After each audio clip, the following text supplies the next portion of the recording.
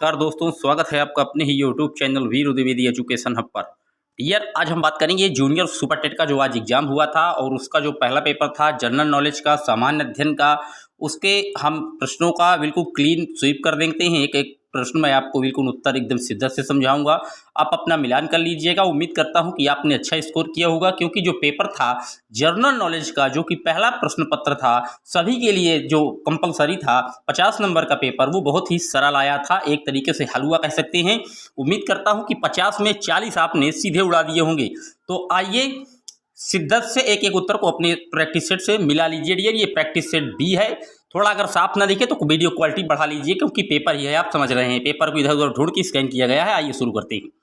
पहला प्रश्न आया हुआ था कि भारत में वस्तु एवं सेवा कर यानी कि जीएसटी कब से लागू हुई थी। तो ऑप्शन में था 1 जुलाई 2017 और भारत में यही एकदम सही था। जीएसटी की शुरुआत 1 जुलाई 2017 से असम राज्य ने इसकी शुरुआत की थी। अगर पूछ लेता कि जीएसटी सर्वप्रथम किस देश ने लागू किया था, तो फ्रांस देश का नाम नोट कर लीजिएगा। इसका जो 1 जुलाई वाला ऑप्शन था 2017 वही सही था डियर। अगला प्रश्न आया था पुडुचेरी किस उच्च न्यायालय के क्षेत्राधिकार के अंतर्गत आता है। तो जो पुडुचेरी उच्च न्यायालय है ये मद्रास क्षेत्र के अंतर्गत आता है डियर। ये ऑप्शन एकदम करेक्ट था दूसरे का। तीसरे में पूछ लिया था कि निम्नलिखित में से कौन भारत शासन अधिनियम 1919 की विशेषता नहीं है। तो केंद्र में जो द्वैध शासन था डियर, ये अधिनियम 1919 की विशेषता नहीं थी, ये जो है 1935 की विशेषता थी डियर। तो इसका चौथा ऑप्शन गलत था और वही पूछ रहा था। बात करते हैं अपने अगले प्रश्न की। अगला और चौथा प्रश्न कह रहा है डियर, तंजौर के बृहदेश्वर मंदिर का निर्माण किसने करवाया था। तो तंजौर का जो बृहदेश्वर मंदिर है वो राज प्रथम ने करवाया था और बी ऑप्शन एकदम करेक्ट है।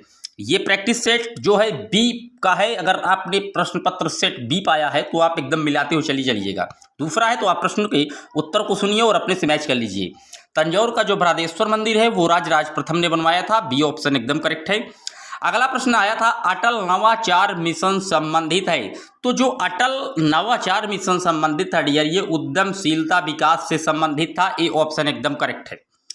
अगला प्रश्न आया था एफ का मान अगर 216 है तो एल का कितना होगा। तो एफ आप जोड़ लीजिए, A B C D E F, यानी कि 6वें नंबर पर एफ आता है और 6 का घनमूल आ गया था डियर 216। तो एल कौन से नंबर पे आएगा। एल आता है डियर किस नंबर पे देख लीजिए, A B C D E F G H I J K L, 13वें number पर।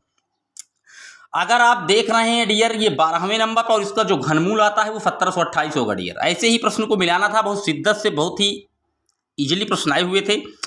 बात करते हैं। अगला प्रश्न आया था कि सांकेतिक भाषा में यदि गंगा को फला फला कहते हैं तो सरजू को क्या कहेंगे। तो बस मिलान कर देना था डियर, बिल्कुल शिद्दत से। बी ऑप्शन एकदम करेक्ट था। उसी तरीके से आपको अंग्रेजी के डिजिट याद करने होंगे कि ए 1 पर आता है, बी 2 पर, सी 3 पर। ऐसे डिजिट से प्रश्न थे और डिजिट को सेम गिनते हुए रख देना था। प्रश्न में कुछ नहीं कह रहा था डियर। बात करते हैं अपने अगले प्रश्न की। अगला प्रश्न आया था एक व्यक्ति 8 किलोमीटर पश्चिम की ओर चलता है, फिर 6 किलोमीटर उत्तर की ओर चलता है। अब वह प्रारंभिक स्थान से कितना दूर है। तो वह प्रारंभिक स्थान से कितना दूर था डियर, 10 किलोमीटर दूर था। बात करते हैं अपने अगले प्रश्न की। अगला प्रश्न घड़ी से आया था। घड़ी से आया था कि 2:30 पर दोनों सुइयां घंटा तथा मिनट के बीच कितने अंश का कोण बनेगा। तो जो कोण बन रहा था वो 120 अंश का बनेगा डियर। इसका बी ऑप्शन एकदम करेक्ट था। अगला प्रश्न आया था सादृश्यता से कि प्रयागराज अगर गंगा नदी के तट पर बसा है तो अयोध्या किस नदी के तट पर बसा है। तो अयोध्या सरयू नदी के तट पर बसा है डियर। बिल्कुल शिद्दत से देखिए, बहुत ही सरल पेपर था डियर।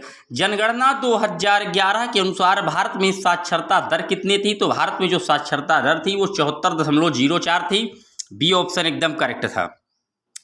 बात करते हैं। अगला प्रश्न आया था उत्तर प्रदेश के बजट 2021-22 के अंतर्गत मुख्यमंत्री संपदा विकास योजना के तहत कितना आवंटन किया गया था। तो 1000 करोड़ किया गया था डियर, नोट कर लीजिएगा। मुख्यमंत्री द्वारा 1000 करोड़।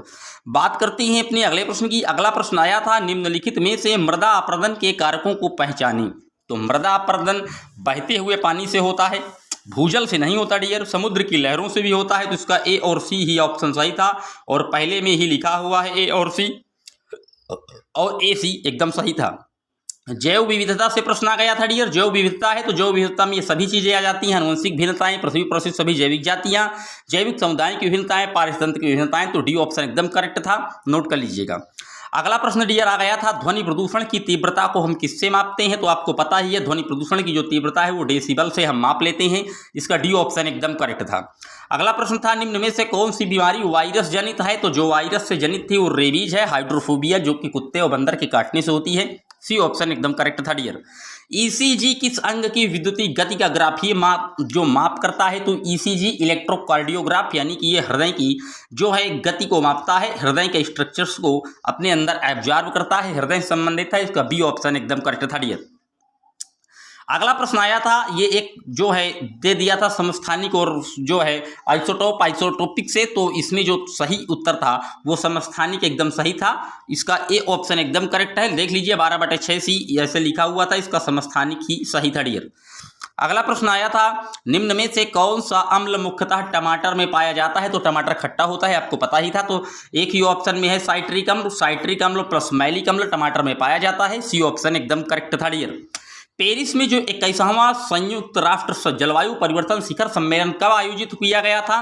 तो ये जो आयोजन हुआ था डियर इसका 2015 में हुआ था। मिला लीजिए, एक भी प्रश्न गलत नहीं निकलेंगे। बिल्कुल मैंने शिद्दत से रिसर्च करके एक एक प्रश्नों को आपको समझा रहा हूँ, बिल्कुल 110 एक्यूरेसी के साथ, नोट करिएगा।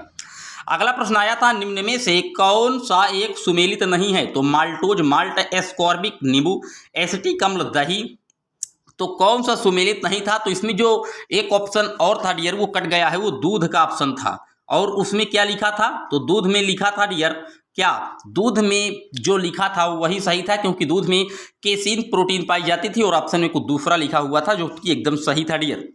बात करते हैं अपने अगले प्रश्न की। अगला प्रश्न आया था, निम्न में से कौन भारत का 100% जैविक केंद्र शासित पूछ लिया था? तो केंद्र शासित लक्षद्वीप था। अगर राज्य पूछ लेता तो सिक्किम है डियर, नोट रखिएगा। केंद्र शासित पूछ लिया तो लक्षद्वीप था 100% जैविक केंद्र शासित प्रदेश।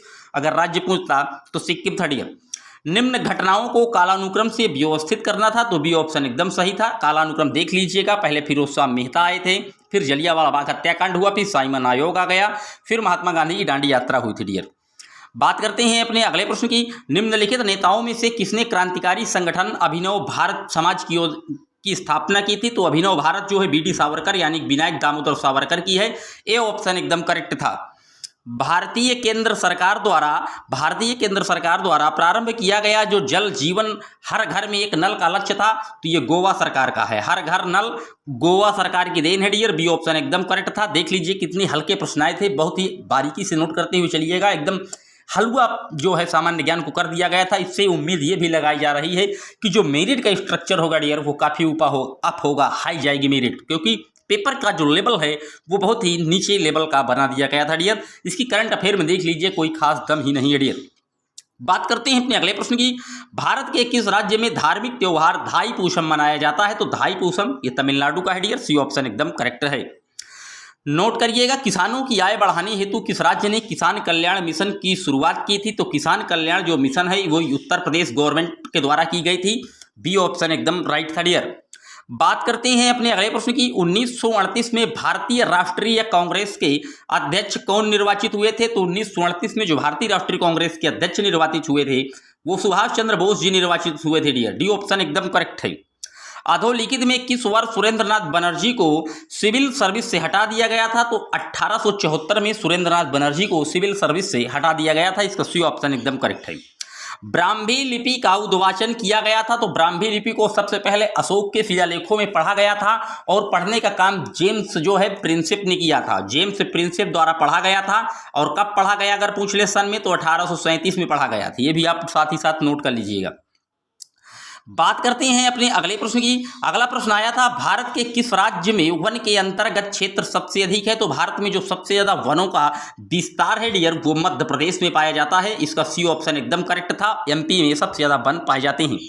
निम्न में से कौन सी नदी डेल्टा नहीं बनाती? तो डेल्टा नहीं बनाती वो थी डियर नर्मदा। आप देख रहे हैं ये डेल्टा नहीं बनाती बल्कि एस्चुरी का निर्माण करती है। नर्मदा और ताप्ती नदियां किसी भी प्रकार का कोई डेल्टा नहीं बनाती है डियर। अगला प्रश्न आया था, कैबिनेट मिशन भारत में कब आया? तो कैबिनेट मिशन जो आया था डियर ये मार्च 1946 में आया था कैबिनेट मिशन। और कैबिनेट मिशन की ही देन क्या हमारा संविधान है, ये भी आप नोट कर लीजिएगा। इसका सी ऑप्शन मार्च 1946 में कैबिनेट मिशन भारत आया था डियर। ये थे 38वां। बात करते हैं अपने अगले प्रश्न की। भारत में उपराष्ट्रपति पदेन सभापति होते हैं, तो ये आपको पता ही है कि राज्यसभा का संचालन भारत के उपराष्ट्रपति करते हैं और राज्यसभा एक स्थायी और उच्च सदन है। देख लीजिए प्रश्न कितने हलवा जैसे आए थे डियर, क्या बताऊं ऐसे प्रश्न को। भारतीय संविधान के 11वीं अनुसूची में कितने विषय हैं, तो 29 विषय हैं। ये भी आप नोट रखिएगा, 11वीं अनुसूची में कुल 29 विषयों को सम्मिलित किया गया है। अगले प्रश्न की बात करते हैं। भारत 2011 में भारत की जनसंख्या विश्व की जनसंख्या की कितने प्रतिशत है, तो 17.5% है डियर विश्व की जनसंख्या की। सी ऑप्शन एकदम करेक्ट है। कुमायूं हिमालय निम्नलिखित में से किन नदियों के बीच स्थित है, तो काली और तीस्ता नदियों के बीच स्थित था कुमायूं हिमालय। बी ऑप्शन एकदम करेक्ट था। अगला प्रश्न आया था हरित क्रांति संबंधित है, तो हरित क्रांति जो है वो खाद्यान्न फसलों के उत्पादन से संबंधित है और भारत में हरित क्रांति MS स्वामीनाथन फादर माने जाते हैं। देख लीजिए प्रश्नों का लेवल कैसे था, क्या बताऊं, ये तो यूपी टेट से भी मुझे आसान पेपर लग रहा है डियर। भारत का कौन सा समुद्र तट प्रायः चक्रवात से प्रभावित होता है, तो चक्रवात से पश्चिम बंगाल सबसे ज्यादा प्रभावित होता है डियर। डी ऑप्शन नोट कर लीजिएगा। निम्न में से भारत का सबसे बड़ा रेलखंड कौन सा है, तो रेलखंड अगर इसमें पूछें तो डियर इसमें आप मानिएगा मध्य रेलवे खंड। C option. जो मृदा जल के द्वारा वहन करती है, तो जल के द्वारा जो वहन करती है वो जलोढ़ मिट्टी कहलाती है डियर। अगला प्रश्न आ गया था भोज्य एवं भक्षक के रूप में विभिन्न प्रजातियों का अनुक्रमिक संबंध क्या कहलाता है, तो ये भोजन श्रृंखला कहलाता है। भोज्य लिखा था और भोज्य से भोजन लिखा था, देखते ही आपको ट्रिक कर देना था। B option. समुद्र के तल पर रहने वाले जंतुओं को क्या कहते हैं, तो ये बेंथिक कहलाते हैं डियर। एक पावर हाउस का सामर्थ्य 200 मेगावाट है, इसके द्वारा प्रतिदिन उत्पन्न कितनी बिजली होगी, तो 4000 मेगावाट हो जाएगा डियर। बात करते हैं आज के अगले और अंतिम प्रश्न की। राष्ट्रीय विज्ञान दिवस कब मनाया जाता है, तो 28 फरवरी को हम राष्ट्रीय विज्ञान दिवस मनाते हैं सर CB रमन के जन्म दिवस पर। तो ये 50 प्रश्न थे। कमेंट बॉक्स में बताइएगा आपका स्कोर कितना रहा। मिलेंगे जल्द ही आपसे एक और वीडियो में, तब तक के लिए जय हिंद जय Bharat. Thanks for watching my video.